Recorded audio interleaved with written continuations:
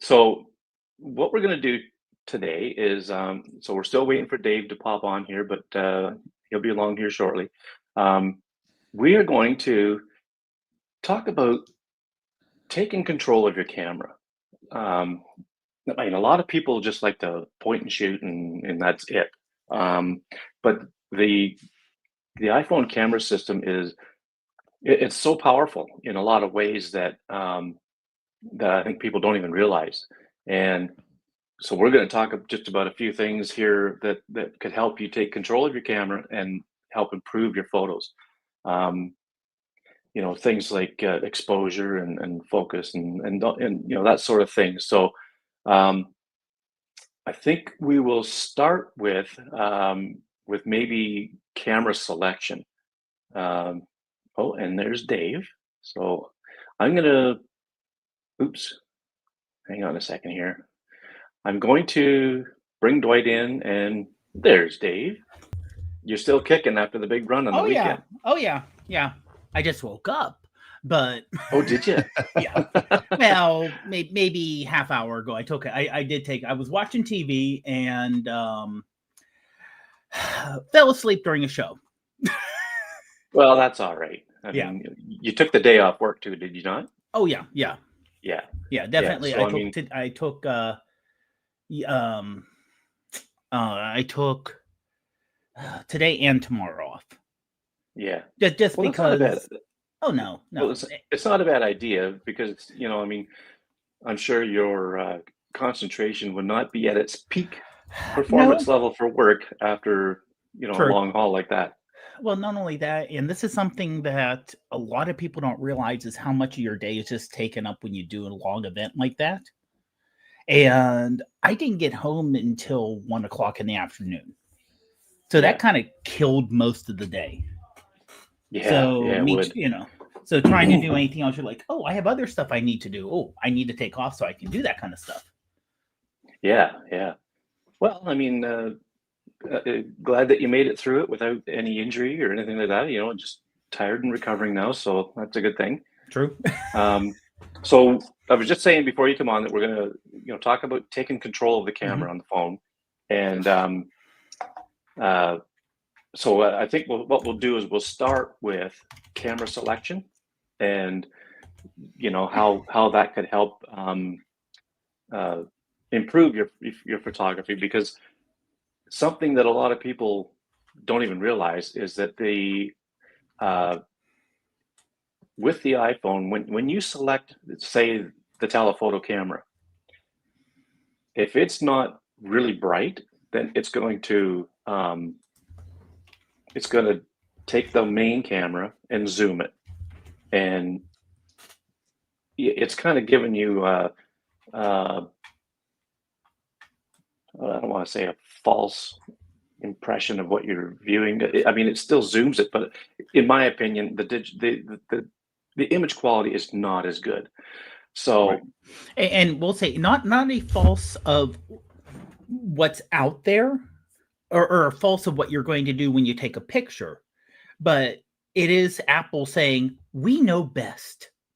Trust us. We're yeah, Apple. We know what you should be doing. yeah. And when And you're just like, real quick, no, I Dave, don't want to do. Oh, yeah. Do I have did an you issue? start your audio recording, Dave? I did. Yeah. I Oh, started it just a little bit later. So there'll okay. be just a little bit of me missing, maybe like a first Okay. minute or so. Yeah. Okay. That's good. So yeah, I mean, and I find Apple does that a lot with their camera system. Is they make it work like, they think they know that the people know what they want. Um, and that goes with uh, not just if you just point and shoot, then it's using its machine learning or it's intelligence of some sort to focus on what it thinks is the subject. And I gotta say, most of the time is bright, but sometimes you may want to put your focus on somewhere else. So then you have to take control, even if it's just tapping on the screen on what you want to focus on. But as far as the camera selection goes, um, Dwight, you supplied a couple of photos here that I'm going to dig up, but just start talking about why camera selection could be an important thing. Sure.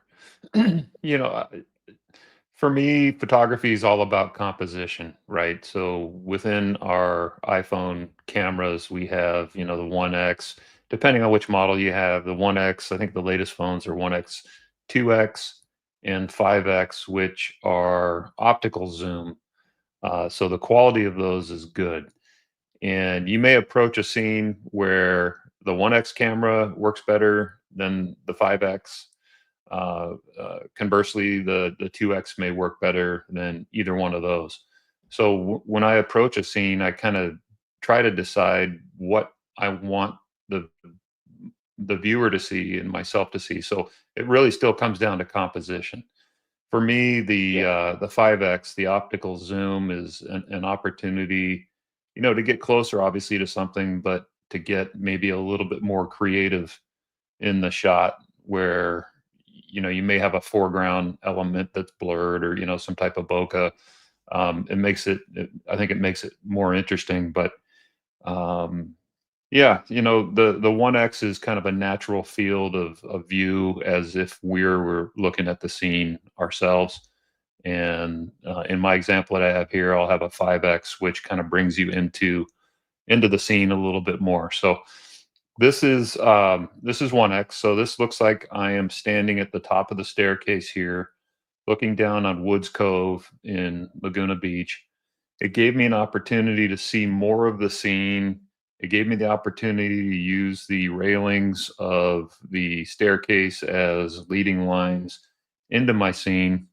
And you can kind of see from a distance what you will see later, zoomed in with the 5X.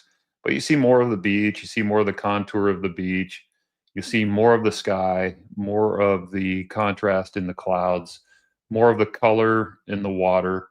So, for this particular perspective, this is good for me. I was able to take a vertical shot here, and I was able to see, more in the scene. And this was a manual raw photo.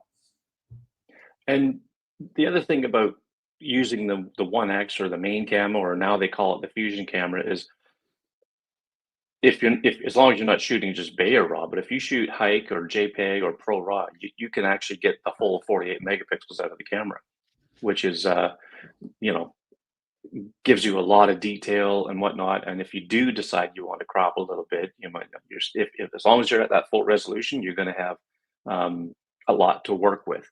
Whereas with a Bay or RAW, it's only 12 megapixel, and I mean, you got me hooked on it, Dwight. I mean, the quality is still like really, really, really good coming from an iPhone. Yeah, I don't think there's any comparison really for me. And Todd in the chat mentioned that he follows Alex Armitage, who I really get a kick out of on Yeah, he's good. YouTube. He's good. And, I do use a dedicated third-party app. I usually use Reflex, Pro Camera, or Halide.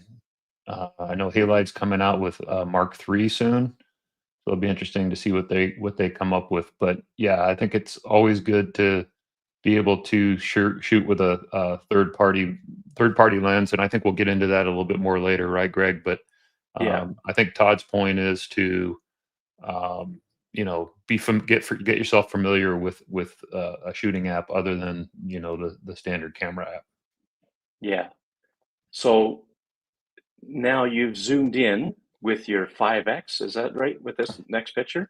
Yeah, so this is relatively the same scene. I did move over to the left a little bit, and when I framed it up, I noticed that I had a foreground element, a midground element, and a background element, which is what I try to do for all my landscape shots. Otherwise, for me, a landscape shot is just, in my experience, is just boring. I think you need to have all three elements to make it interesting for depth. But anyway, so as I mentioned Mhm. earlier, we had some plants here. That provides depth now. So those are out of focus.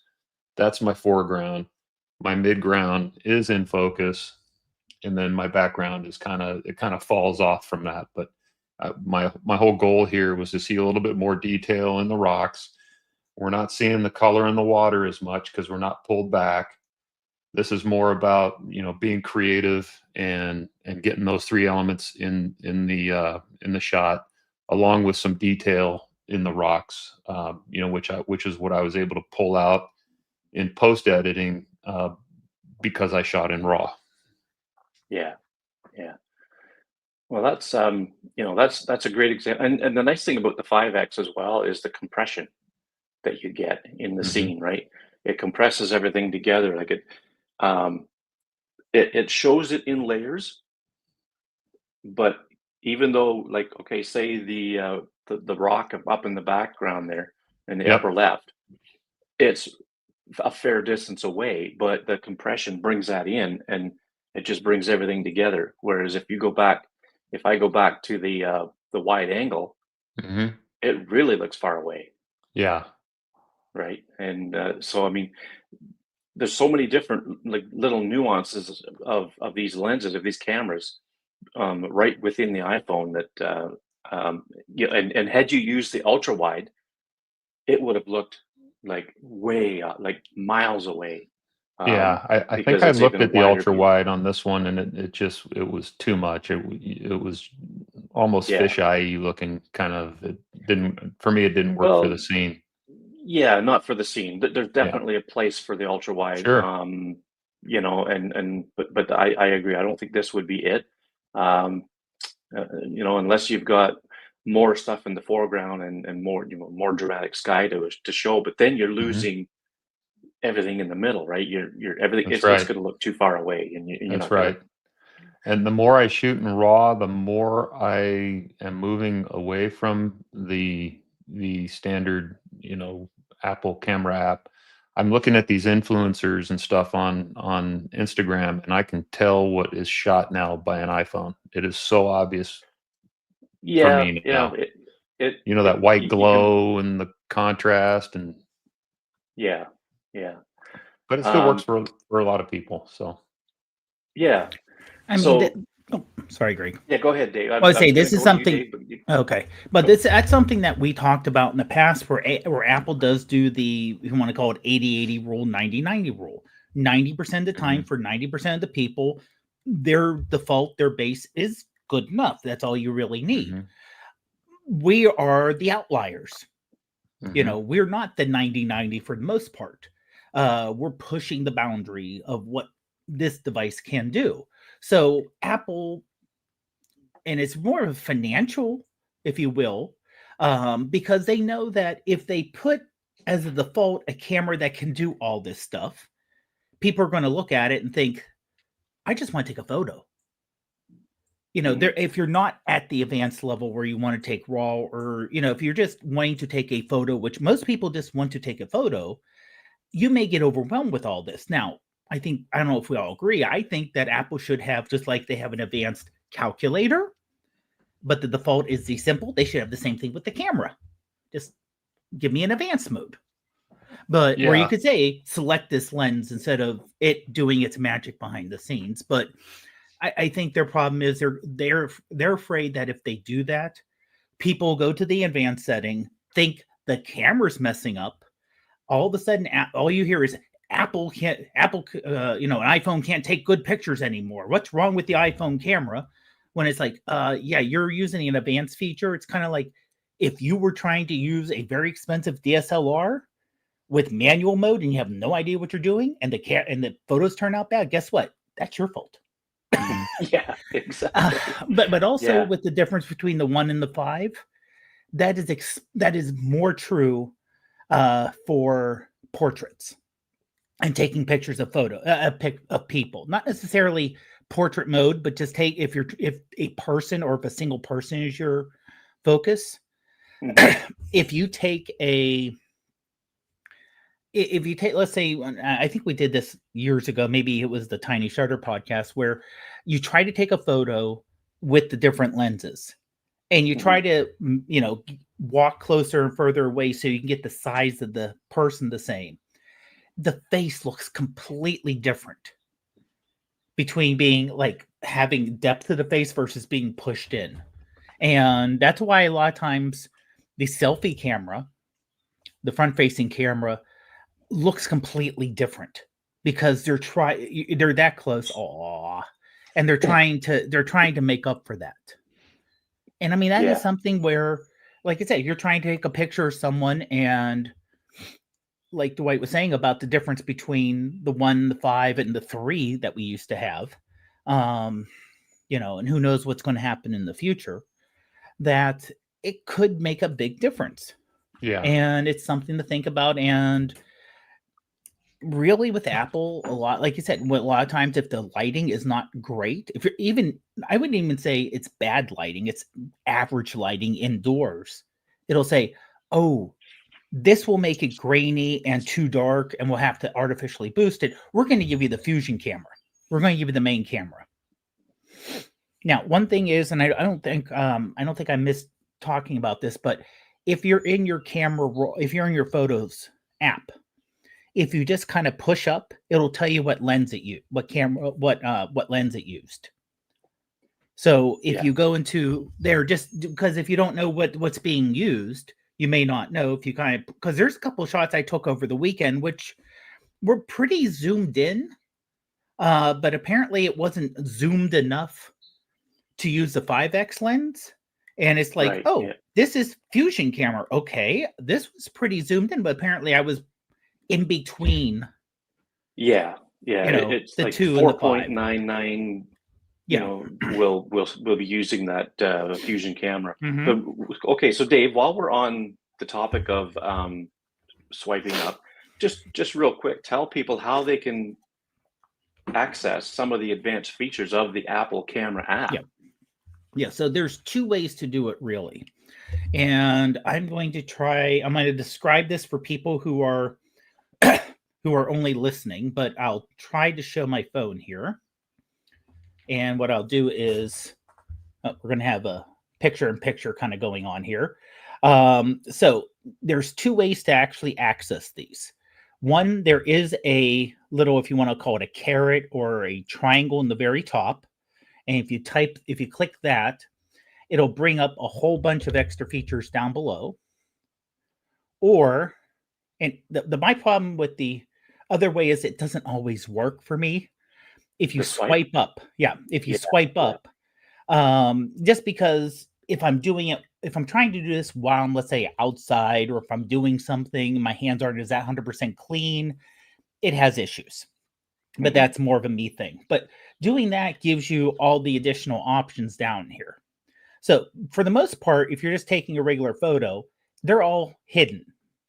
So you don't have to worry about it. The only thing down there is the selecting the different lenses here. The point, depending on what phone you have, the 0.5, the 1x, and depending on what mode you're in.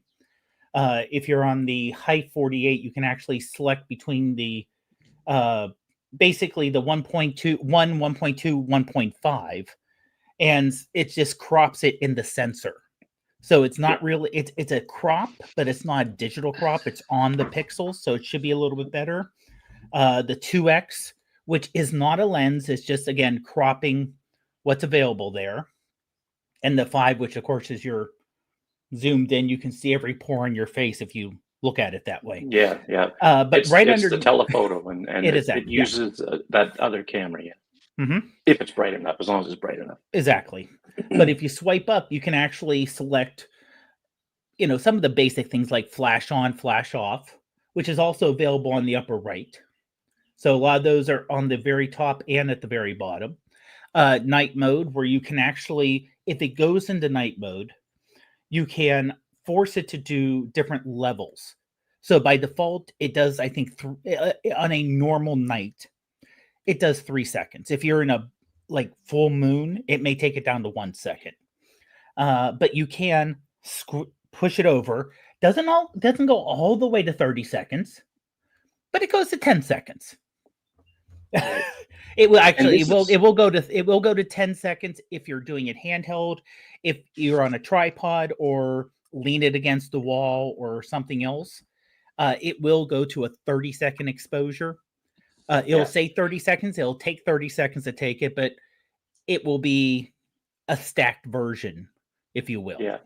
Yeah, it's 3 10-second exposures in Mhm. the latest phones. And this is folks, this is taking control of your camera right here. Like Mhm. you're sure the phone will do night mode and it'll do it all by itself, but you Mhm. can actually control what it can do. So Exactly. um yeah, so just touch on maybe just a couple more of them real Sure. quick Sure. before we One move that on to I some. use now, admittedly, I do not use the photographic styles before I take the photo. Mainly because I want to take the time and try different ones. I don't want to do it beforehand. Now, if you do have one that you prefer, you can select it. It's also down there. The other one I use a lot is where you can automatically select the aspect ratio. So 4:3 is your normal. You can do it where it will take the photo in square. If you're a fan of live photos like I am, if you do it in square, you cannot do live for whatever reason.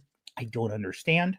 Hmm. Or 16:9, which is what I kind of have it set at. Now, if you do take a 16:9 photo, it is taking a 4:3 photo. It's just cropping it on screen before you take it.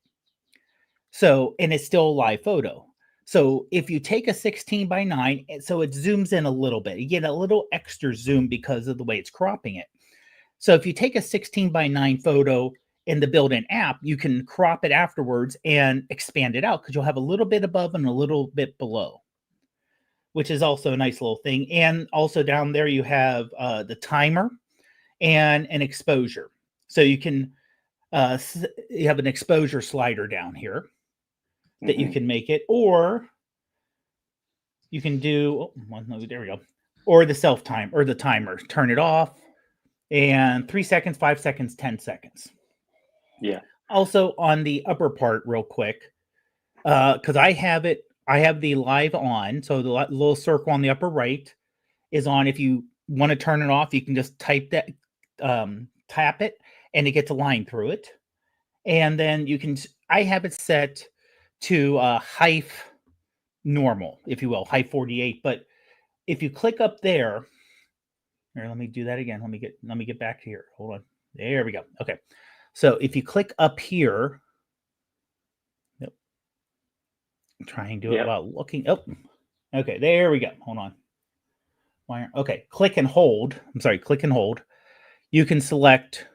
I'm going to try to get this so it can be seen on screen here. Unfortunately, you have the Hive Max, RAW 12, or RAW Max. So if you want to do, now this is of course Pro RAW, but if you want to do a quick switch between non-RAW, non-Pro RAW, and either saving it in RAW or Hive, or just do a quote unquote normal 48 megapixel, you can do a quick search, switch up there. So that's something I used this past weekend, where it was a shot that was a little bit, a little extra distance, and it was kind of a challenging shot. And Hmm. I wanted to do it in Hive Max instead of what I normally have in. So I just held that, gave me the option, made the change, and then I was able to take a picture pretty quickly without having to dive into a lot of settings and make changes. Yeah. Yeah. So it's they make these things fairly accessible, and I've seen different times where people don't realize that if they tap that little arrow, that menu comes up and you have all Mhm, these options. So um, if you haven't explored them, you know, give it a shot. See what they're all about. mhm, Um, I believe we talked about all those different options. I think when we were doing the Picture Perfect series, if I remember mhm. correctly. So Yep. look through the archives of the show and on the audio side anyway, because I don't think we're doing video at the time, No. and see if we. I think it's the camera features. I think it was Mhm. the episode. It was basically about that. And Um, something that we've said multiple times, there's no cost to take a photo. So if oh you yeah, want to yeah, take a photo and just use, okay, well, I'm going to do it just built in that way. It's kind of my security. I can just take a photo, give it what it gets me, and I'm happy with it.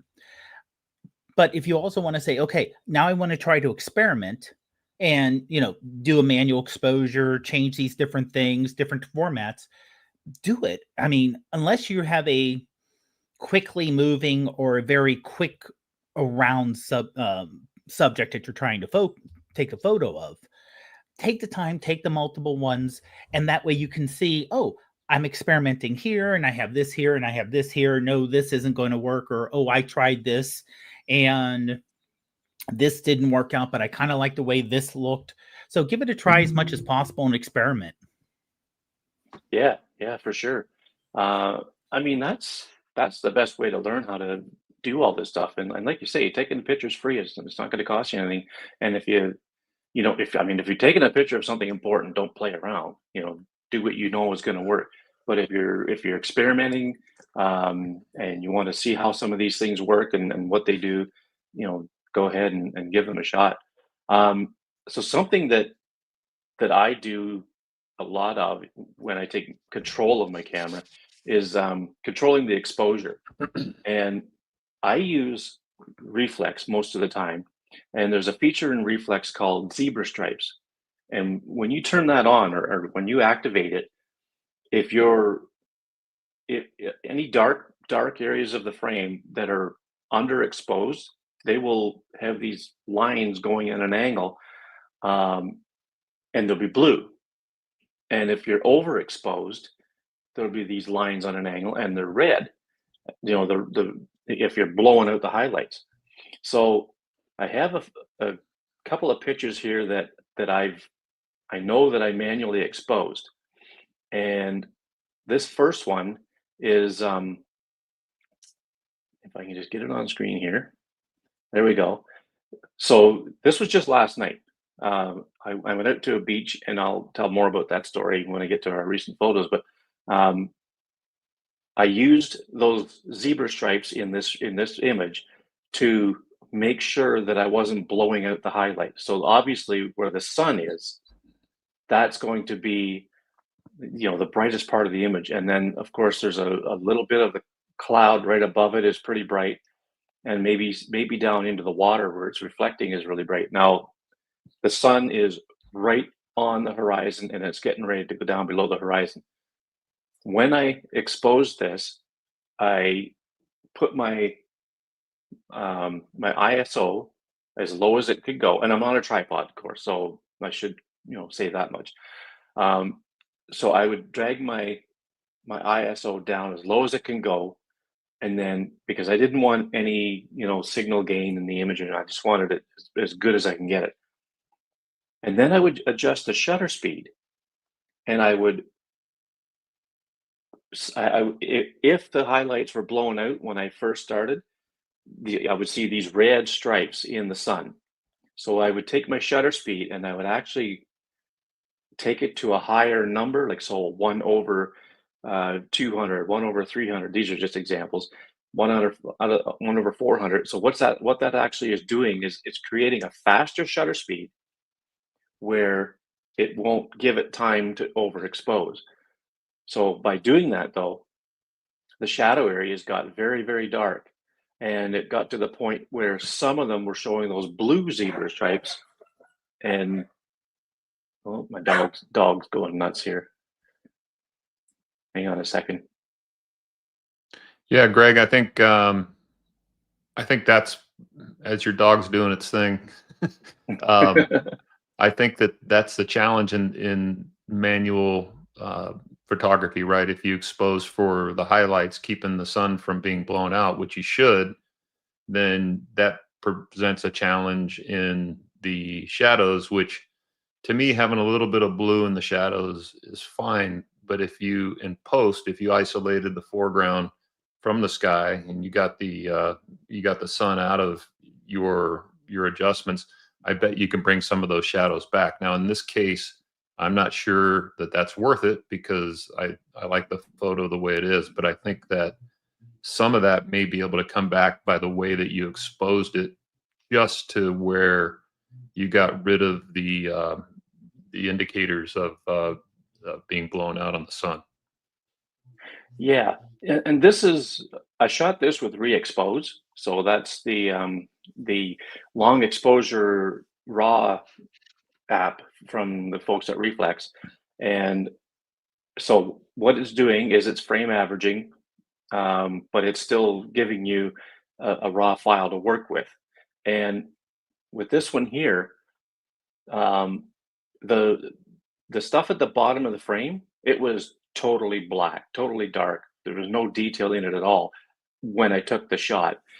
But like you say, the nice thing about like my old Canon camera, I never would have been able to do this.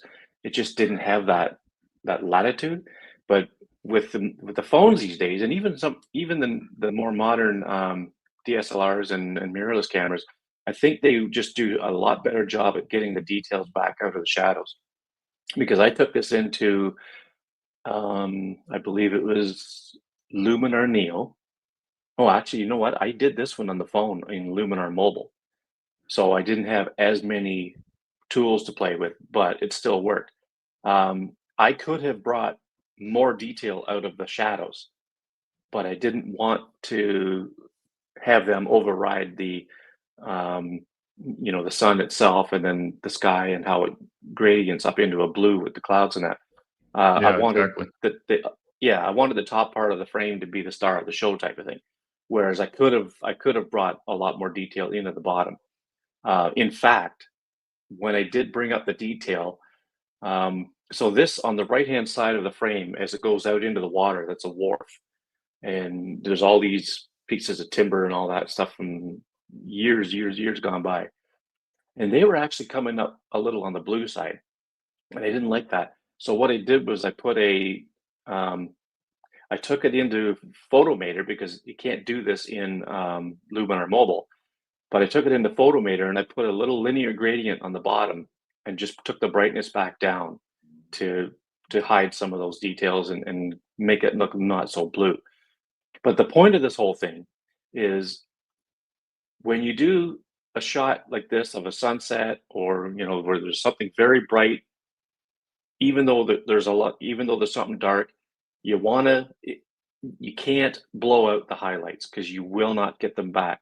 You can you can smash the shadows, but you can get those back. It's weird how that works in these sensors these days, but it's how it works. And so I recommend to anybody if they're going to use manual exposure for something like this, get it so that the blowout and the highlight just disappears. So what I did was I adjusted the shutter speed so that so those little red zebra stripes just disappeared, and I took the shot. And I think this was probably maybe 10 seconds, 15 seconds, whatever.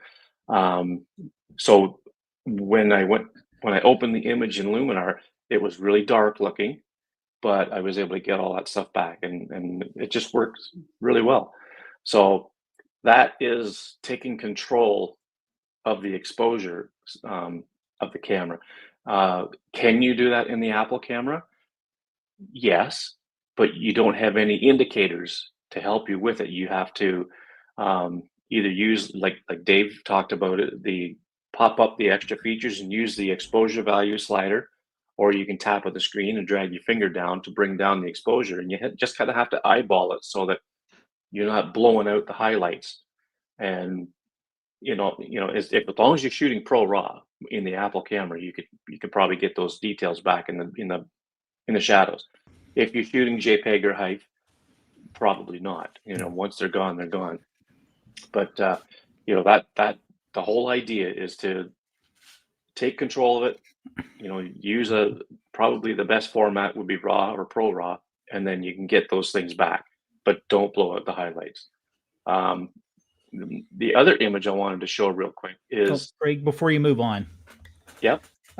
To kind of give an analogy of why you can't get the highlights back, is think about each bit of light hitting a pixel and filling it up. So the brighter Right. it is, the more it's filled up. And even though, especially in RAW, they may look black to you, there's still a little, like one or two little dips that is in that bucket. And you can get those back by adjusting it like you did. That's everything. If you're doing a manual exposure, a lot of times it's going to take a little bit more time to do work after the fact. And you'll just have to go and acknowledging that. You're not going to say, I might take a photo and then it's going to take me 2 seconds and it's great. It's going to Yeah. take some time. And that's something you have to realize.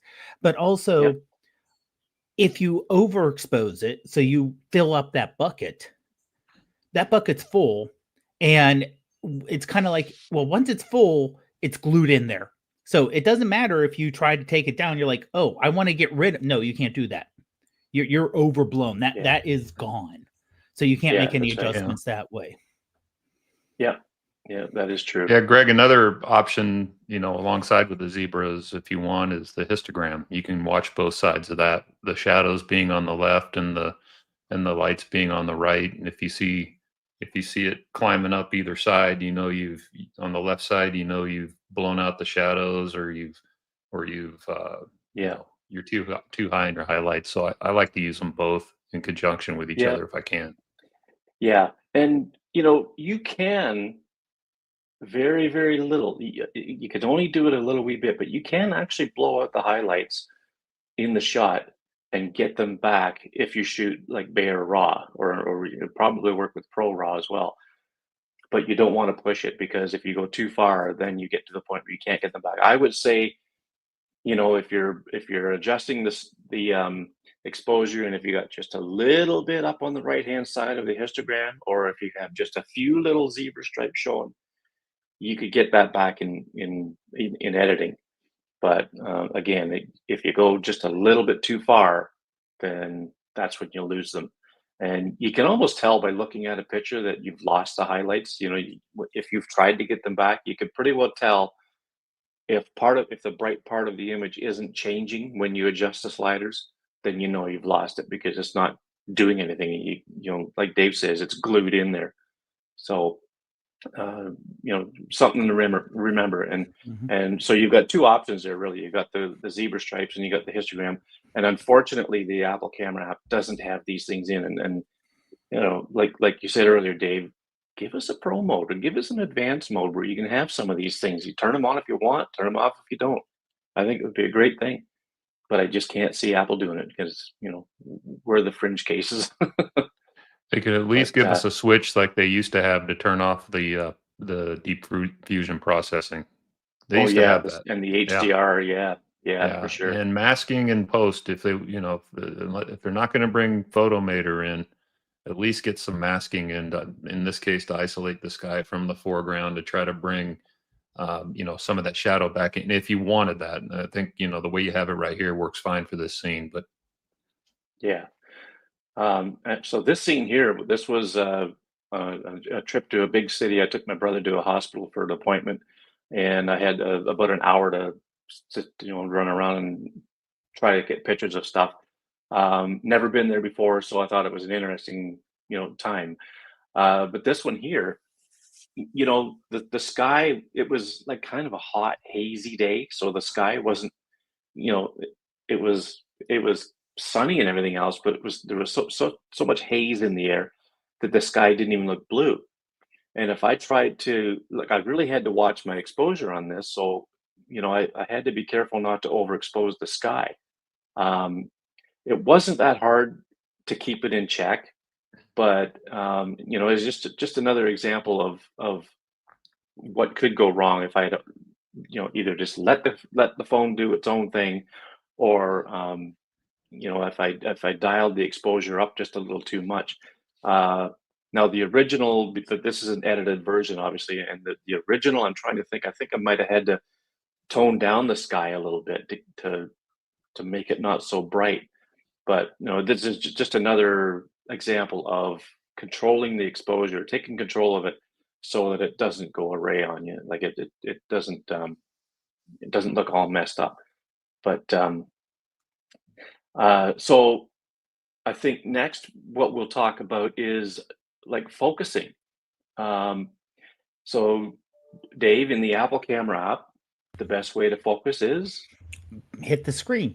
there So you go. pretty much that's it. I mean, really, that's the only thing they have.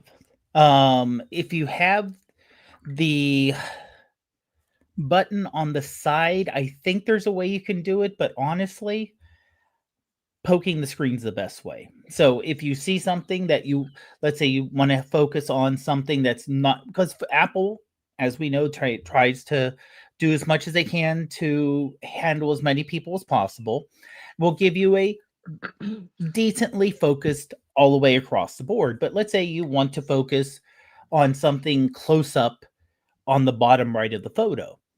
Apple won't do that automatically. So you can hit and tap the screen down there to have it focused on there. Or if you tap the screen and hold it, it will put a focus lock. So you'll be able to move it a little bit more. It will, however, I've noticed that if you do that, after just a little bit of time, that focus lock goes away.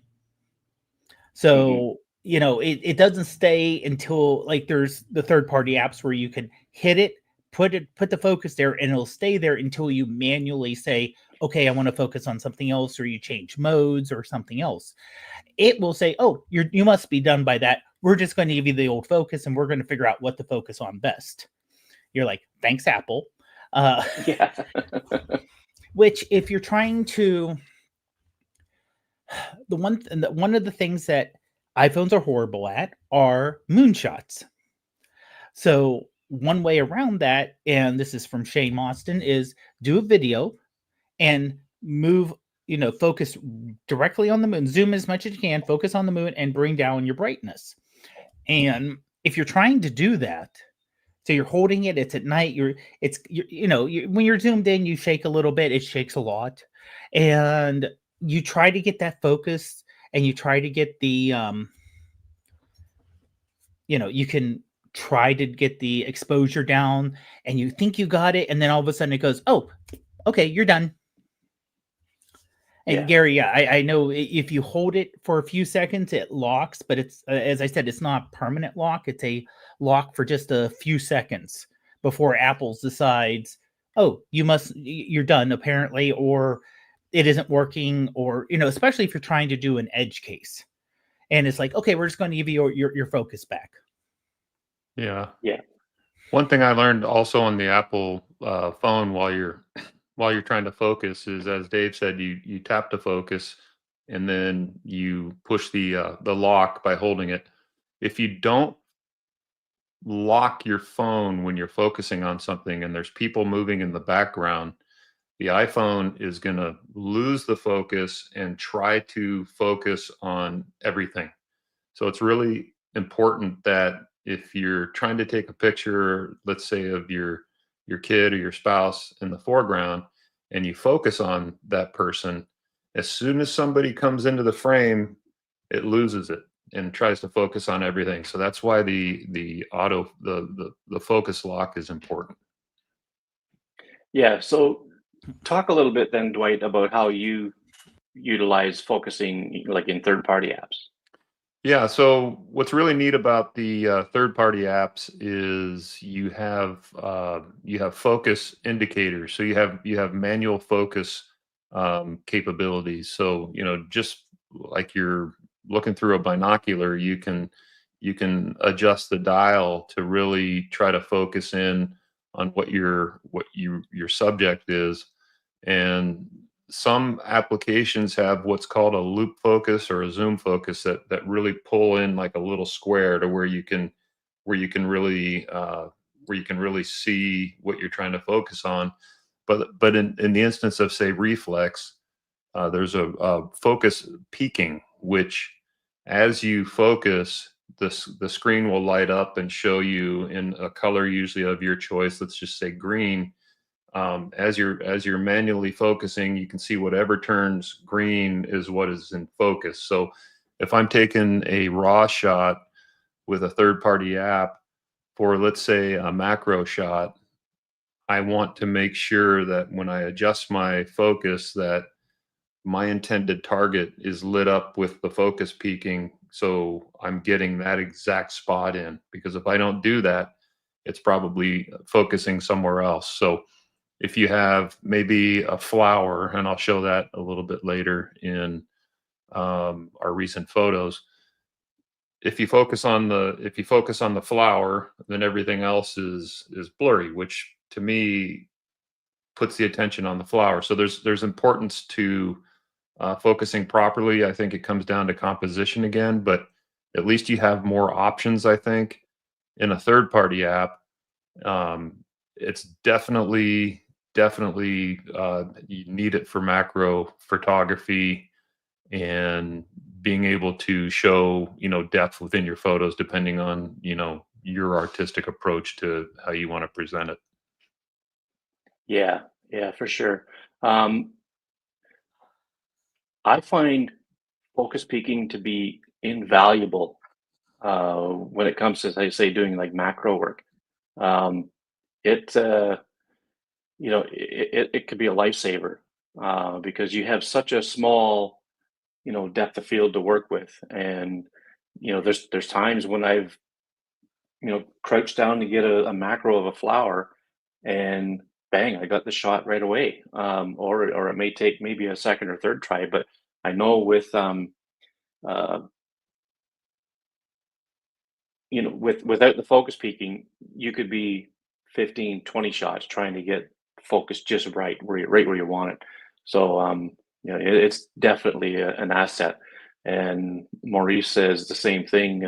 Focus peaking is so needed for macro, and love when the app allows for different colors, not just green.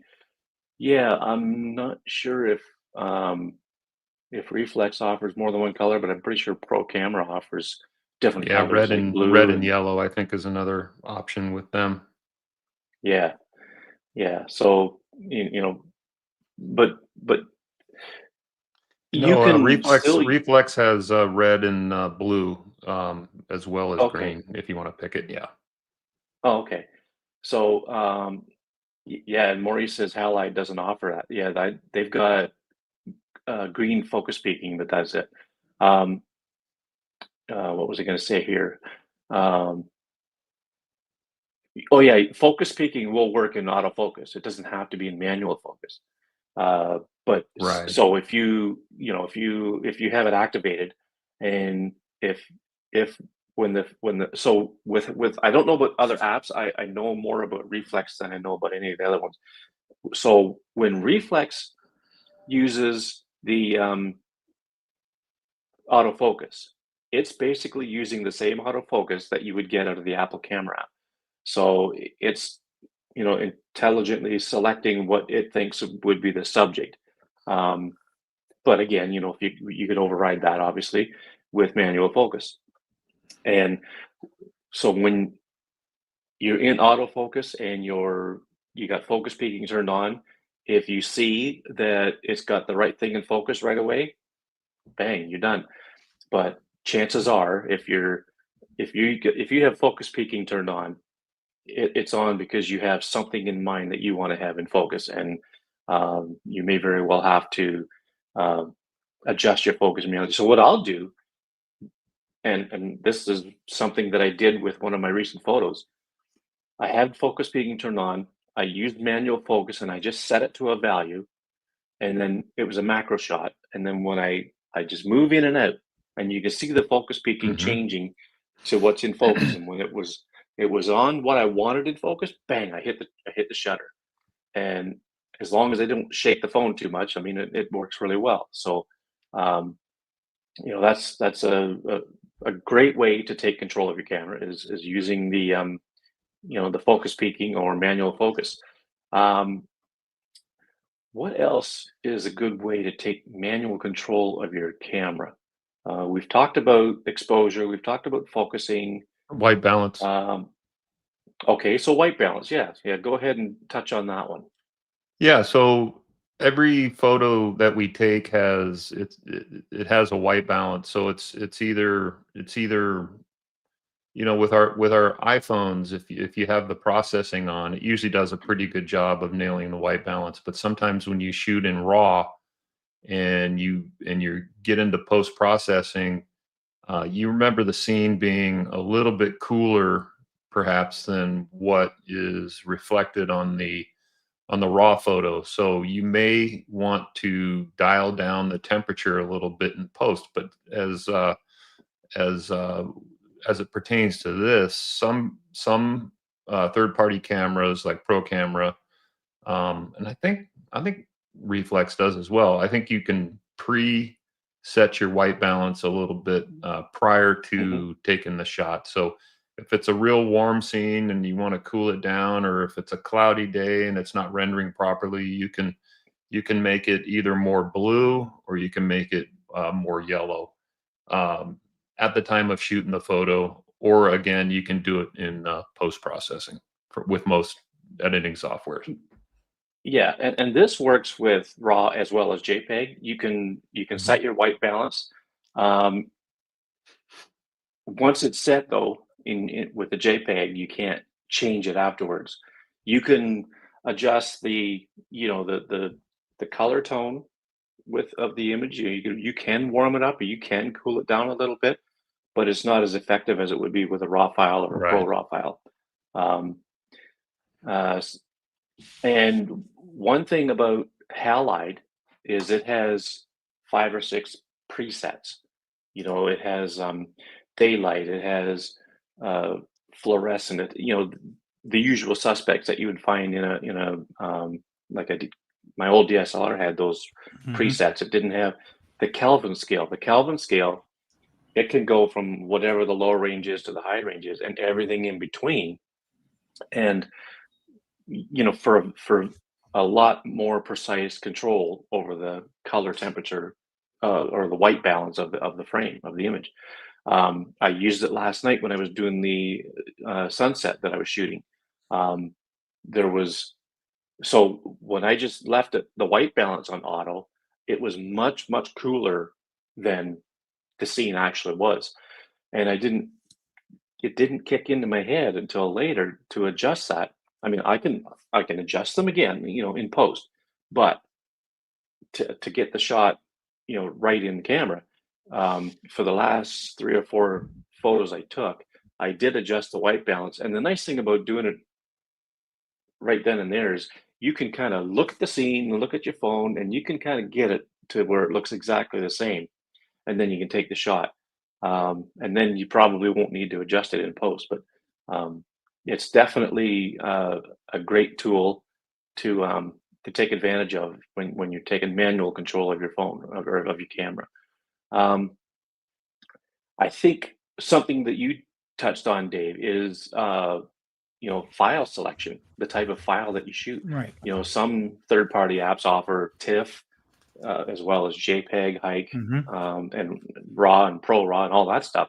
Yeah. Um, that's that is kind of taking manual control Right. over your camera, because by default it's probably JPEG or Hike. Um, and you're the live photo guy, which is a Hike file or a HEIF Mhm. file. But you know that file format does have some advantages over JPEG, right?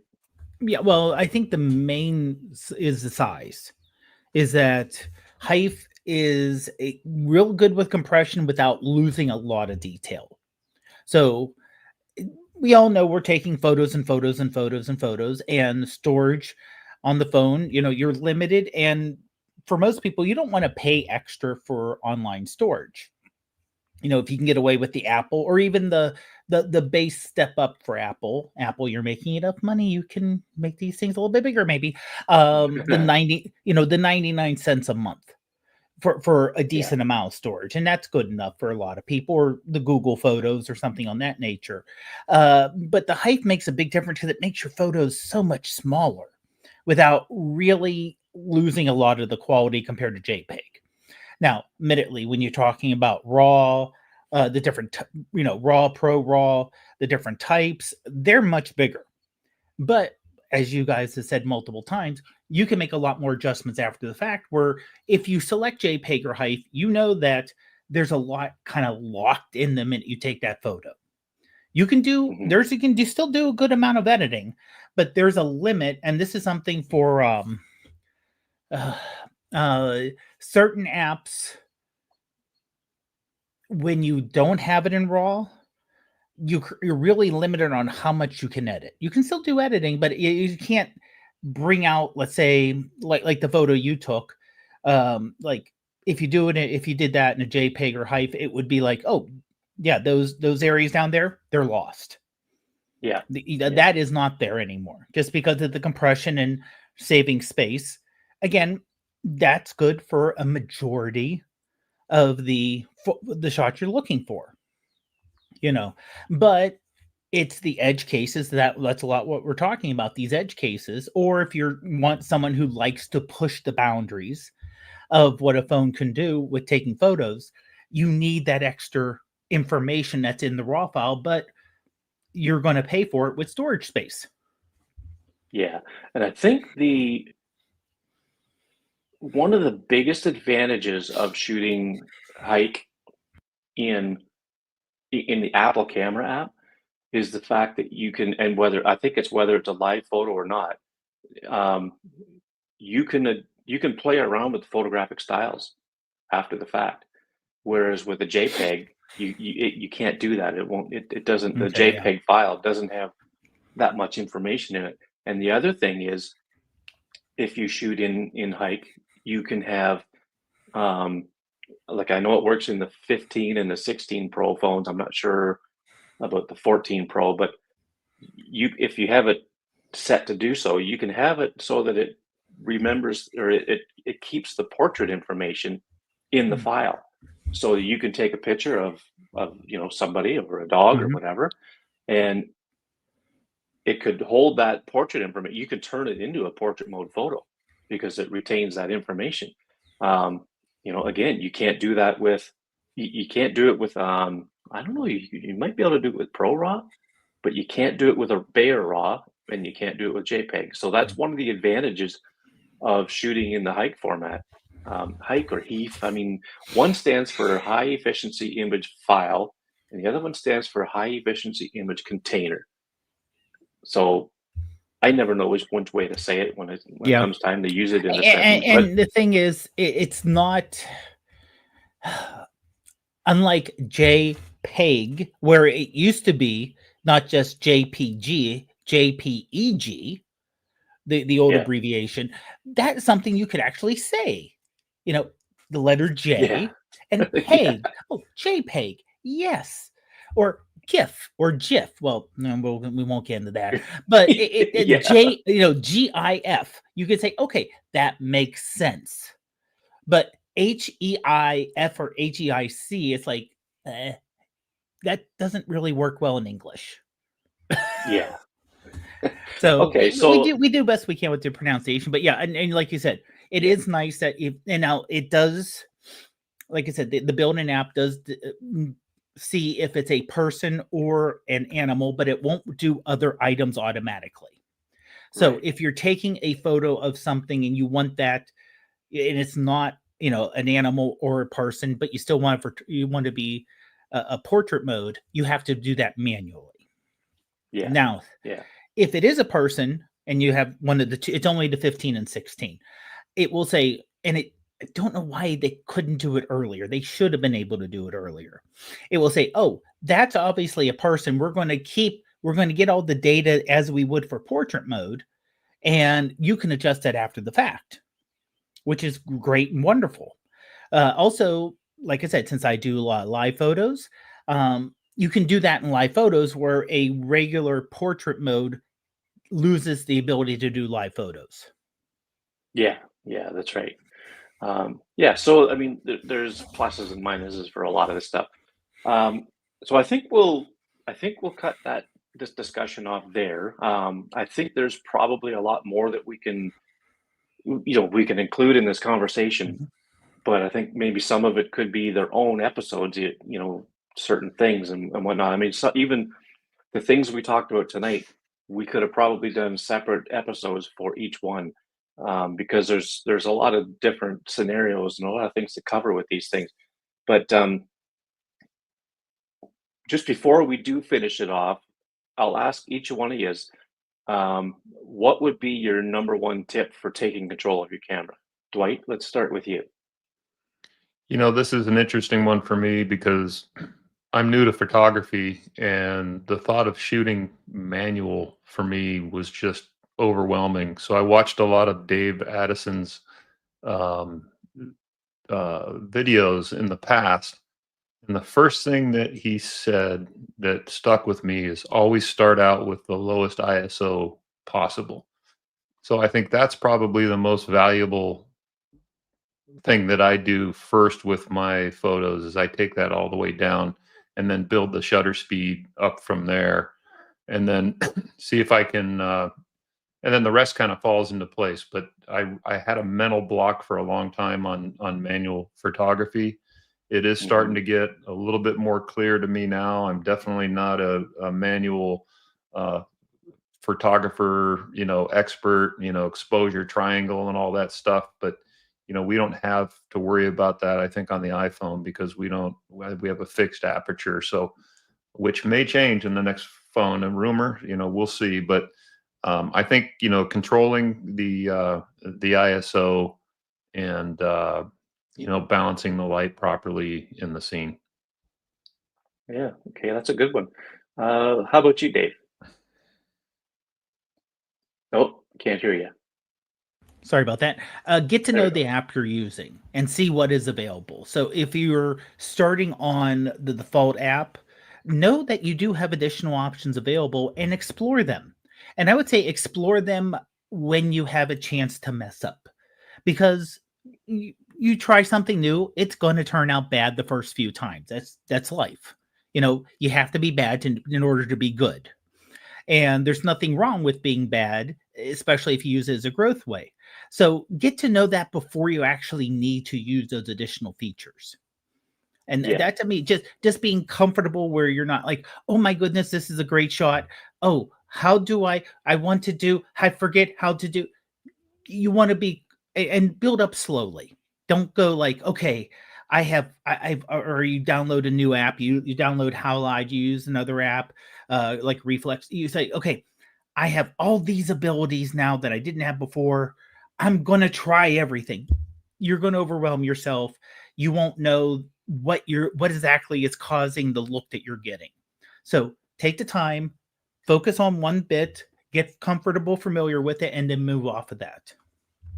Yeah, because it's better to be good at one thing than be so-so at a bunch of them, right? And Mhm. so I think part of the process of learning this stuff is, like Dwight says with the ISO, kind of get to play with that and kind of get Mhm. familiar with that, and then explore maybe other things. So, um, for myself, I think you guys kind of both took what I had in mind because, well, okay, Let's say that's what you get for I'll going last. yeah, yeah, right. I think I'll kind of echo what I said before about the zebra stripes. It's a great tool for making sure that you're not overexposed. You can underexpose more than you can overexpose because, like you said, Dave, once it's there, it's glued in. Um, but if you, and I think to go along with that, I would say try shooting raw or pro raw. It's you could still develop, you could still edit either a bare raw or a pro raw image in the Photos app. You don't have to go to Lightroom Mobile or something a little more intimidating like that. If you've never played around with these kinds of files before, try them out and try editing them in the Photos app, right in the editing suite. You can do them in there and kind of get to know, the different ways to edit them and whatnot.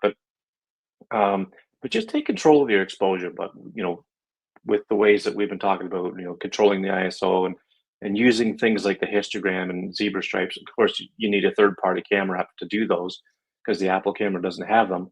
But yeah, definitely play around with it and like you said, Dave, explore, see what these things are capable of. Yeah, I So would say definitely, excuse me, I would say definitely do that. And YouTube is always your friend as well. So if you have, yeah, specific questions relative to white balance on a specific camera app or, within whatever app you're working on, just type that into YouTube. There's probably, 10 or 20 videos on that alone. So yeah, I'm in YouTube a lot. I've learned a lot there. yeah, yeah, yeah, 100%. But it's good just to dive Alrighty, in. You can't mess up your phone. So by that's taking right. pictures. Yeah, yeah. Okay, so our recent photos. This is where we show them live on YouTube, but obviously, if you've been listening this far along into this episode, you've seen that you can see pictures on your phone screen. So don't forget to have a look at them. And before you get there, Dave, I'm going to say don't do it in CarPlay. There you go. Yeah, because CarPlay will show them, but pay attention to the road, please. So we are going to go through them, and I've got them queued up. I will share my screen, and Dave, I think I've got yours set here to go first. I mute myself here. Now I just got to get it on the screen. There it is. There we go. Okay, so I will say these both of these photos were taken during my race yesterday. This was taken before the start line, so we were all kind of waiting to start, and I just love this. Was just the only bit of the day we actually had a little bit of clearing. Every other bit of the day was completely overcast, which was a good thing, by the way. We did not want the sun yesterday, but just looking up and the different ages of the buildings, if you will, these are all modernish buildings in the last 40 years or so. So there's no old buildings, but I just like a little bit of you have the canyon effect almost, or you're kind of looking up and surrounded by the skyscrapers. And the fact that the building on the right is reflecting the building behind me, and pretty clearly too. Mm-hmm. It's got a clean reflection, and actually the building in the middle, because it's kind of I think an octagon shape. If I think it's either 8 or 6 sided. You can see kind of a building behind it also getting reflected. So you have the different reflections going on here. And like I said, you also have the building on the far left was done, I think, in the 80s. The building on the right was done maybe 10 years ago. The one the reflections on. The one with the reflection was done in the mid 80s. The building kind of straight ahead where the little PNC logos on top, I think that was done in the late 70s, early 80s. And the one that says K&L, that's definitely a 70s skyscraper. So it's kind of, you get a feel for different thoughts and different setups on what people thought skyscrapers look like over a few years. Yeah, I think this one's all about the reflections, right? Mm-hmm. And I would not know time frames of when these were built, specific to architecture though, but it's cool that you know that, and I think it makes it more interesting. But yeah, I mean the reflections make it, and if you look real close on that one in the middle, you can even see little specks of cloud in there as well. So yeah, I think this one's all about the reflections for me. Yeah, definitely. And I'm thinking you probably took this with just the one times, like the main camera, Dave? Give me a second. I want to say yes, but let me double check real quick here. Because I think it's showing, detail very well. It just doesn't look like an ultra wide shot to me, but it just Fusion camera. It was a Fusion camera. Yeah. Yeah. So it gives you a really good sense of how high these buildings are. I mean, typically a floor in a building is what 10 to 12 feet type of thing. So, there's pretty good detail even in the reflection. There's some pretty good detail. It's a little warped here and there or whatever, but it's glass, right? Exactly. But you got the trees in the bottom right hand corner that kind of give you a sense that the start of the image is pretty high to begin with. It's just a great architectural shot. I took one like this in Toronto one time, just to really show how big these buildings are. So, but what I like too is on that one on the right, where it kind of goes up into the second section, it's on pillars. You can see some lights underneath there, and you can almost see a little bit of the detail of the underside of that thing. So the camera was able to capture some exposure latitude very well, especially with the bright sky in the background. Yeah. And I do like the way it's a wispy clouds, and you could tell that it's, you know, without knowing what time of day it was, we know it was early morning, but you could almost think that it would be in the evening too, because it still has some warm light to it. So, Yeah. just well captured is all I can say. Thank you. Yeah, well done. And Dwight, Yeah, so this is an example of using manual focus for me. Yeah, this was taken with the Moment telephoto lens, the latest series, and I wanted the flowers to be in focus, specifically the one on the left there that's open. And I was using the focus peaking, and I made sure that that was really lit up. I had green on, so that flower is really lit up in green, and everything kind of fell off from that.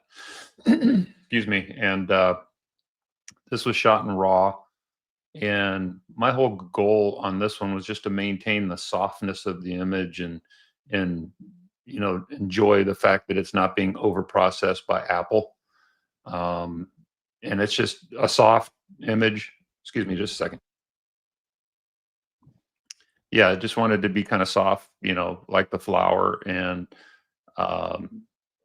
the architecture in the background, just kind of as a fall off. But yeah, that's there's not much to this other than maintaining the softness and utilizing the manual focus, I think, in the third party app, which was Reflex, by the way. oh yeah, okay.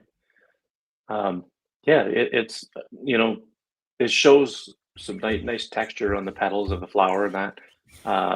And I've over this weekend I put together a presentation for our local camera club on flower photography.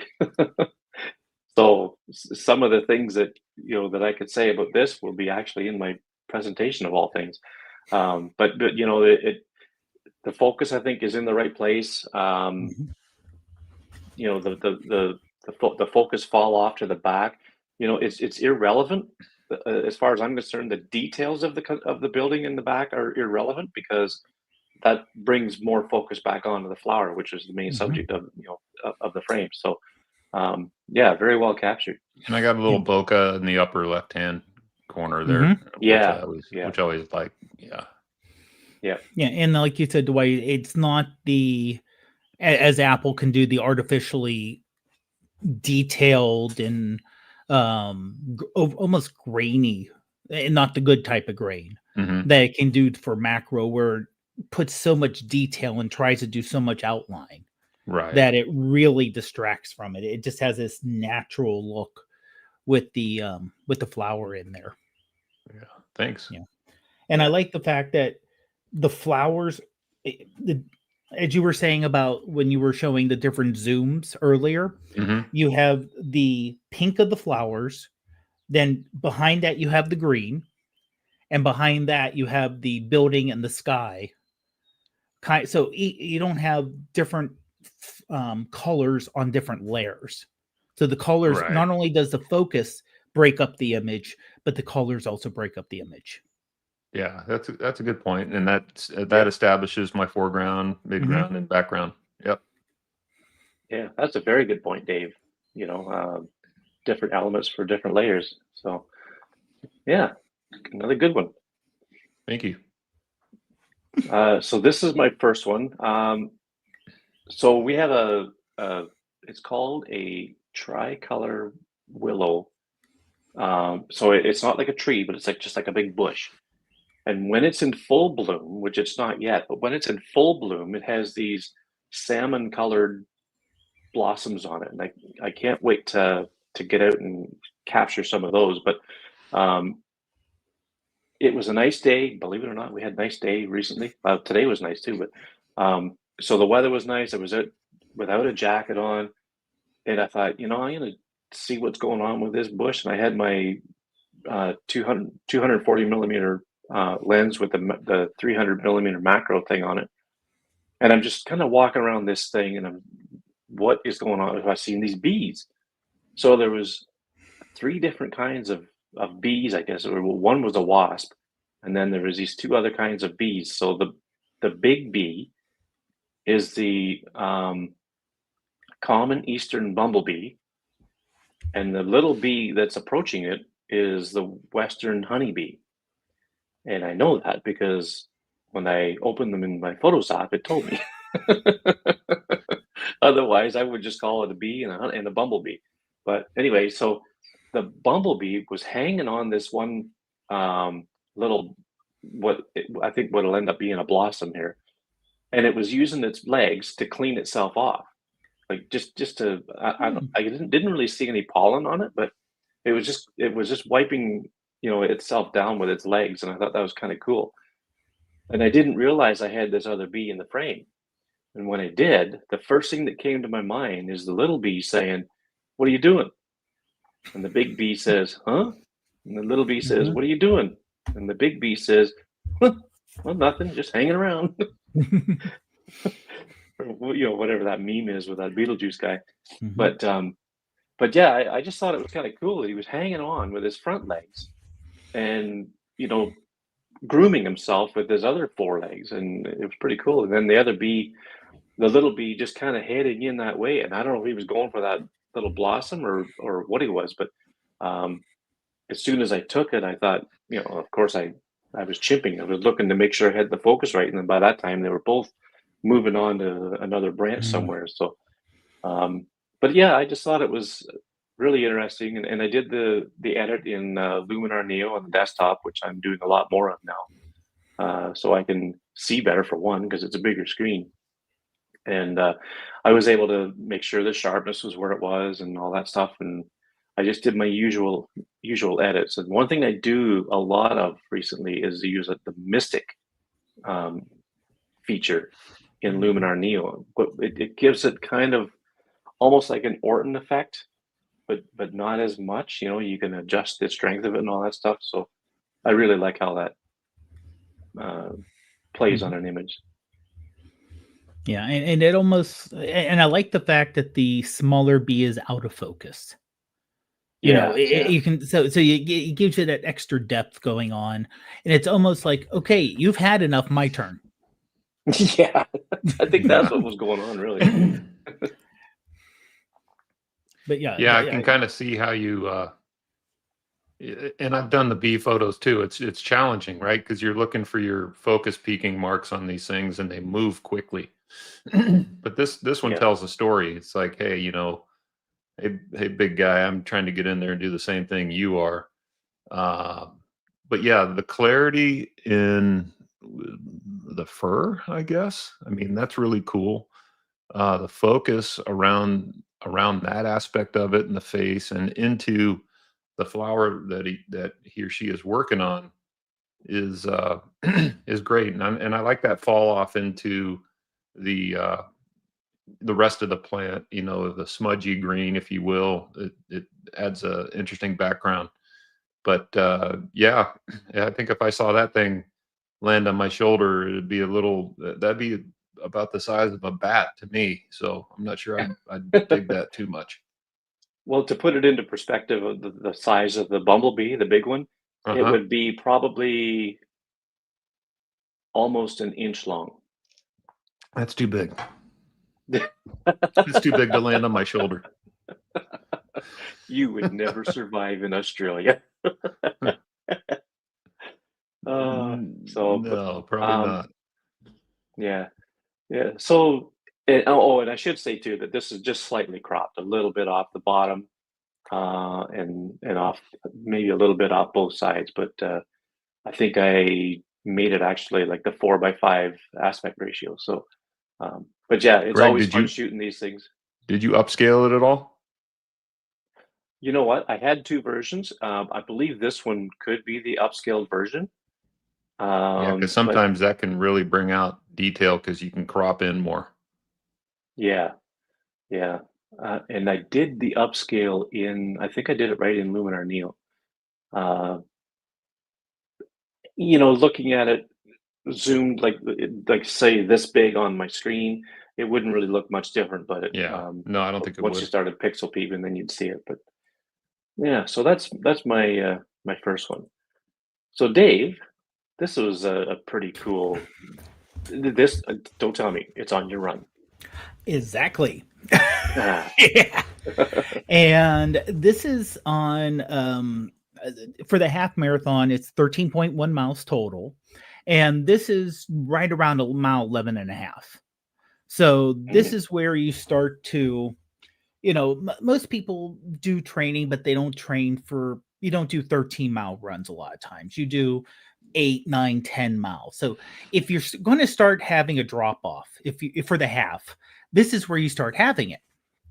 This is also the longest um, uphill climb of the entire course. And this is kind of the beginning of the bridge, which is the uphill climb. So by this point, you kind of hit you to a turn to get onto the bridge. And a lot of people just start walking because it is, I think the bridge is around a half mile long and it's all oh uphill. wow.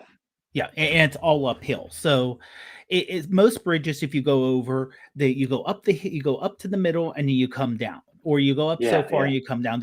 This one just goes straight all the way up. Oh wow. And yeah, so it just kind of gets you right there. And the fact that the way that I like, and I did this in Picasso, and it did the border on it and it kept her out of it, so she's kind of not in the image but kind of walking into the image, Hmm. and you can tell that she's not running right now. Her head's Yeah, kind of yeah. down, she's kind of like, okay, I'm getting myself ready for this long uphill. And it's a great view because this is a view of Pittsburgh you don't see a lot from this angle. There's other views which are iconic views of the city that's more touristy. Everyone takes a picture, not necessarily from this going from the south side up to what's considered uptown, which is it's getting better, but not the best part of the city. But you have a nice spattering of the different skyscrapers in the background. But I also like the fact that there is a little, I don't know if that's graffiti or if that is something written by the public works on the metal Oh part yeah. of the bridge. Hmm. And you still have the power lines kind of there. I didn't get rid of. So it's like, yeah, you're still in a city Hmm. with Yeah, all did with all the you? infrastructure. That looks like something that the city did. The Yeah, triangle being upside down triangle yeah. being a point of reference of some type. Um, did you superimpose the gal walking No, on that, or is that part of no, the? Okay. that's part of the original photo. Now, did you mask around her shoulder, or That did it come was out that way? that just came out that way with Picasso. Okay. With Picasso, Oh, you can select kind of different presets, Yeah. and one of the presets has the border on it, and it will if there's an image that's near the edge of the like a an object that's easily you could see this is an object, it'll put the border behind it and leave it kind of hanging outside. Sure. And honestly, I like that effect. Yeah. I really like that hmm. effect, and it did all that automatically. Mhm. There was no touch up needed, or me having to, it took too much. It did all that border work by itself. Yeah. Oh, that's So cool. now that you kind of explained where this is and where she is, you can kind of tell she's probably looking down and not looking forward to this hill, maybe. But yeah, Yeah. interesting and fun. Picasso's a fun one. Hmm. Um,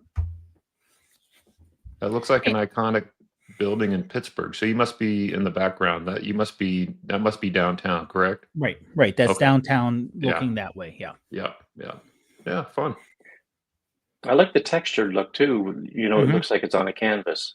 Well, that's something else it does because inside of Picasso, it can simulate different papers and Oh, give you okay. that texture. So honestly, that's kind of why I like the app, because it's not just, it makes it look like a painting, but it Yeah. says, well, this is a watercolor, or you can do oil, and now you can select the different types of paper to give you that automatic um texture not only on the image but in the border itself.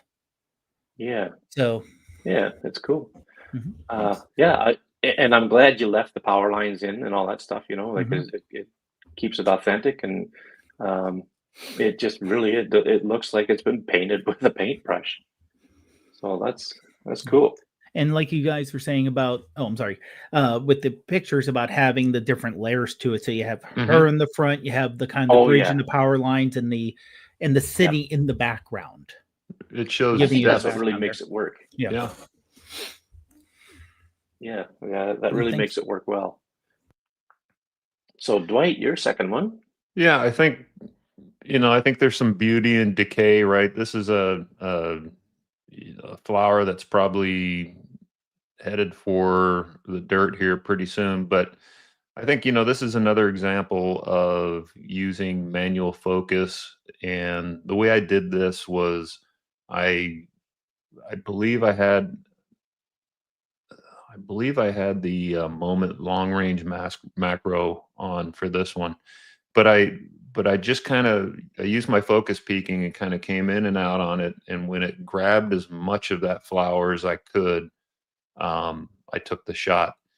I edited it in Photoshop, and there's some natural light kind of coming in from the upper left. You can see reflected on the branch there, I think, if you will. And Mhm. then I brought it over to Adobe Camera Raw, or Lightroom equivalent of Photoshop, and then added just a little bit of texture where the veins are in the leaves, just to kind of bring those out a little bit.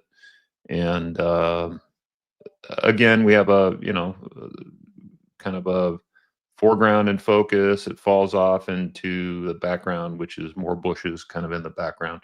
Just simple, but fun macro photography here. Mhm.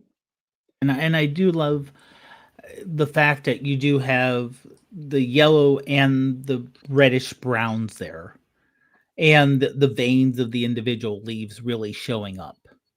Like especially on the white ones where the veins are, you can see that that kind of gives the extra feel of, again, the flower's done, because those veins are so dark compared to Right, the white part there. right. Yeah, it looks like it might have been. No, no. It wouldn't have been an iris flower because it's on a really large type of branch by the looks of it. We'll So yeah, see I don't know what if my your phone's going iPhone to say. What do you recognizes it. think it is? It's dead. It is an But iris. is it really?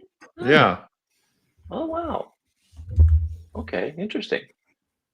Um, but I think it's more interesting that you knew that. Good job, Greg. well, I'm actually shocked that I was correct on that because the only reason I thought it would be an iris is because they look fairly delicate, like an iris, Hmm. like the iris petals are. But then when I saw the size of the branch that they're on, I thought, no, they can't be an iris because I didn't think that they would be on that big of a branch. But This is a really um, big plant, and this one we've got big honeybees out. I don't know if they're honeybees or big bees, but they were all over this thing, and I couldn't get them. Mm, They were oh, the big ones, the helicopter ones, and mm, mhm. all the other ones had the western honeybees flying around. But yeah, I'll try to get some bees on this thing one time. yeah, that'd be cool. Yeah, I mean, it's Um, just a simple shot. For me, it was more about how the colors work together and Mhm. um, kind of complementing each other, and not much else. Well, I like the soft diffuse light that Hmm. that you had to work with. It looks like it was a cloudy day, and had it been full sun, I don't think it would have made for as good of a photo because you would have had some harsh shadows and maybe two blown out highlights or something. But Hmm. um, I think it really shows well in the lighting that was available there, and uh, like you say, there is beauty in decay. Hmm. It the first like I mean you can't help but think of, okay, what did this look like when it was in its prime, and I don't know. Yeah, It's really, I'm sure I've got photos of the ones that are doing a little bit better, but yeah, yeah, I think I do, but I was just kind of drawn to that one. yeah. Yeah, I Well, do. it's one of the things I love about macro. I mean, you may have just walked by this, right? Hmm. But you had your macro lens, and something probably caught your eye about this, and you started shooting it, and sure enough, you got a shot.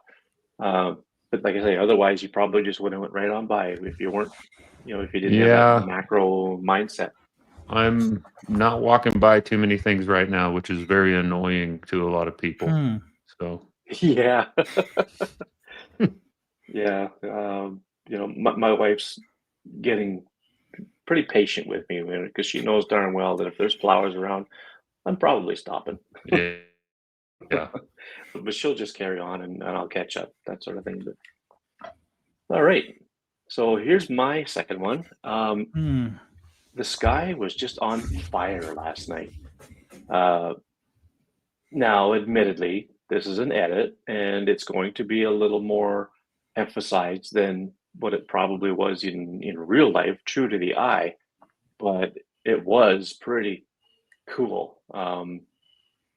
I was looking at the sky about an hour before sunset from home, and I thought, oh, because I went the night before and I got, it was clear. There was a very small amount of clouds on the horizon and nothing above it. So it was a very disappointing sunset. Hmm. And when I looked at the sky last night and saw what was developing, I kind of had it in my mind that this could be good. So I texted a friend of mine who lives out in a little wee village about 5 miles north of where I live here, uh, on the bay. And I asked him, "Are you going to be doing the sunset tonight?" Hmm. And about 10 minutes later, he said, "Heading out there now." I said, "I'll be there in 20." And when I got there, he had his GoPro set up to do a time lapse, and it turned out pretty cool. And then he was just taking, the odd shot with his phone. So, I set mine up on the tripod and I just started shooting away, and we're talking away about stuff. And I mean, this guy's brilliant. He's actually created his own AI, um, just on a very small tangent. The AI that he set up it works on his computer. It doesn't even go online. It just works in his computer, and he can talk to this AI thing that he's got, and it can find anything that he's like. He does coding and all this stuff. It'll find little snippets of code that he was working on a project 3 months ago and bring it to his attention. Like, it's pretty crazy. But anyway, so that's the kind of conversation we were having. We were really geeking out on this stuff. But so the sunset. So that image I showed earlier, when I was talking about the zebra stripes, Hmm. that was the same place, same time. The sun was just hitting the horizon. Now this was after the sun went below the horizon, and I believe it was a 20-second shot with re-expose, and I think I just used the 5 times camera. I might have used I Hmm. used the main camera with the 2 times telephoto from reflex. And I just the way those clouds were sweeping in, Hmm. basically the center of the frame there. It was just really interesting. Like, he took a panel looking back behind us, where what you see on my picture was the right end of it. So those clouds kind of made a line across the sky. I didn't Hmm. get that, um, but no, I was just really loved the way these clouds were, glowing in orange, and then there was still a bit of blue sky up in above Hmm. there in the top right, where through the clouds. And the only thing I did really to manipulate this image was his GoPro was set up on a tripod in the lower right corner. So I took it into touch retouch and took it out of there, because I tried the generative erase in Luminar Neo, and it just didn't do a very good job. It's not very good. Which No, I Mm. was kind of disappointed in it. So when I got the edit completely finished, then I just took it over to Touch Retouch, and it does an amazing job on it. Mhm. You can't even tell where it was, um, but yeah. So it was just a really nice evening. Bugs everywhere. Like you've seen Shane Mawson going like waving his hands around trying to get rid of the bugs. That's nothing compared to what the bugs were like out there last night. But luckily, by the time I left, it was getting darker and they were gone. I don't know. I guess they went to bed. But no, I just really like the way the clouds were lit up, and I did some adjustments with Luminar Neo where I really warmed up the sky, and not a whole lot, mind you, but and again, when I took this, I didn't have the white balance set to where I wanted to, or where I should have, so it was a little cooler looking, but taking that white balance slider up really helped in post. Um, but yeah, this is one of my favorite shots of the year I've taken so far, that's for sure.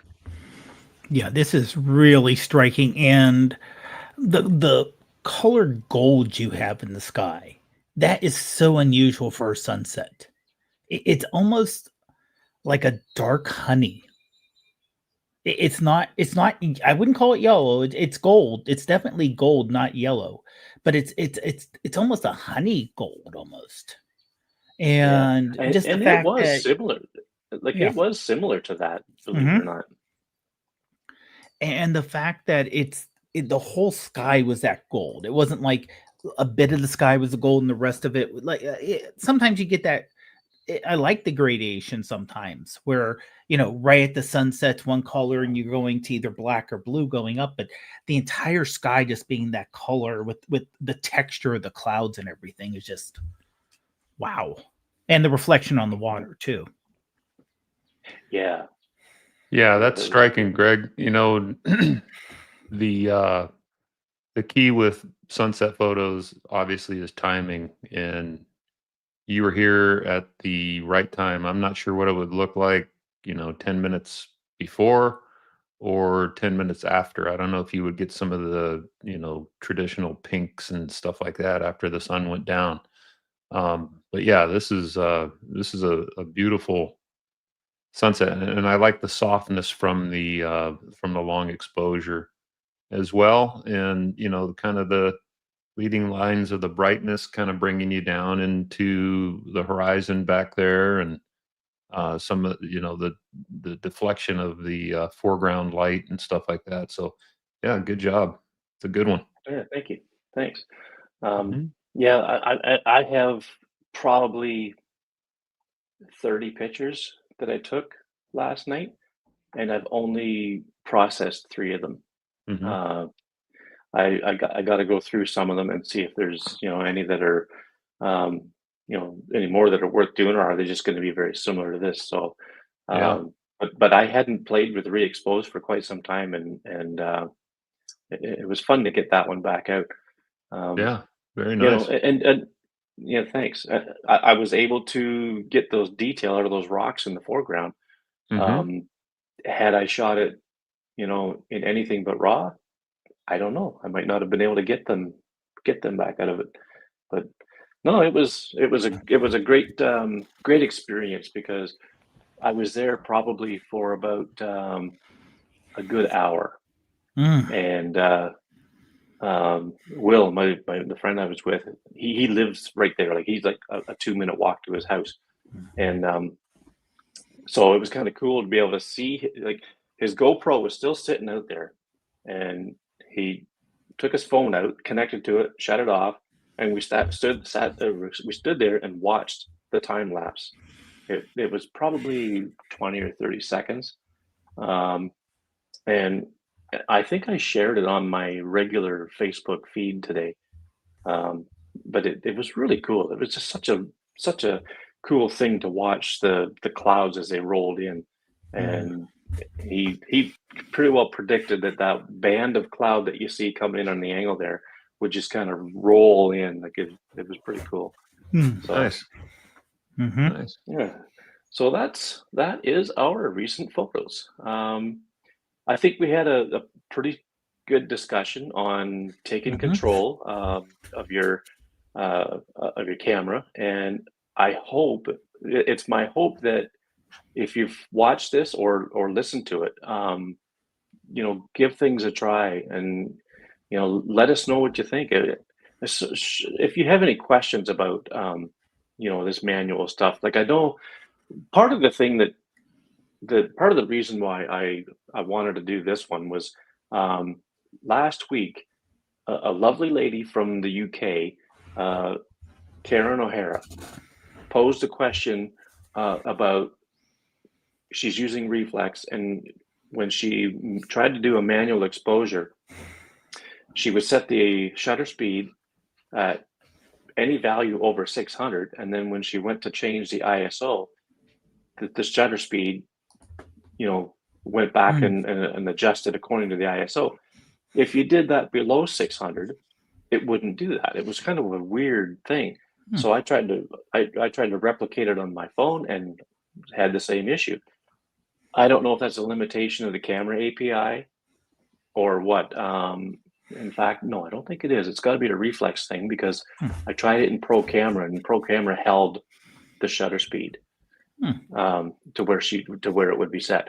But anyway, but that's part of why what got it into my head to do an episode about taking manual control, because I knew that there would be so much to talk about with this. And like I said earlier, we can do a separate episode on manual exposure. We could do a separate episode on manual focus and and the different features of the Apple camera and things like that. So I think it's a good thing for people to try to take control of your camera. And there's not every situation is going to require it, but there's going to be some situations where manual control will definitely make for a better image, especially when the lighting is difficult or whatever. Yep. Yeah. Yep. So, okay. Well, thanks guys for this wonderfully engaged conversation, and thanks to anybody that joined us in the chat. I see Gary Green's there, Maurice Backley, Todd Weiner, Will Newcomb, late getting to the show, but he's there. And he just woke up. Yeah. So I mean, talk about different time zones. Like, wow. But this is an oddball time that we're doing this, so Dwight can go to the dinner thing. But luckily we were able to accommodate that. And on the next show, we will be back at our regular time at 7 p.m. Eastern, 2 weeks from tonight. And we look forward to having people join us then. And one thing we don't know is what the heck we're going to talk about. We'll figure something out. Yep. We can do a live edit or something. Yeah. I mean, don't forget, we are creeping closer to WWDC. Yes, that's right. Early June. Yep. Yeah. Maybe we can. It's not my favorite thing to do because sometimes they never turn out to be true. But maybe we can talk a little bit about what we're expecting to see in iOS 19, and possibly the iPhone's coming up in the fall. But we'll see we'll see what comes to our minds, and if we have something a little more interesting, we'll definitely do that. So thanks everybody for tuning in, and I guess we'll see you all in the next one. Thank you. Have a great one, good everyone.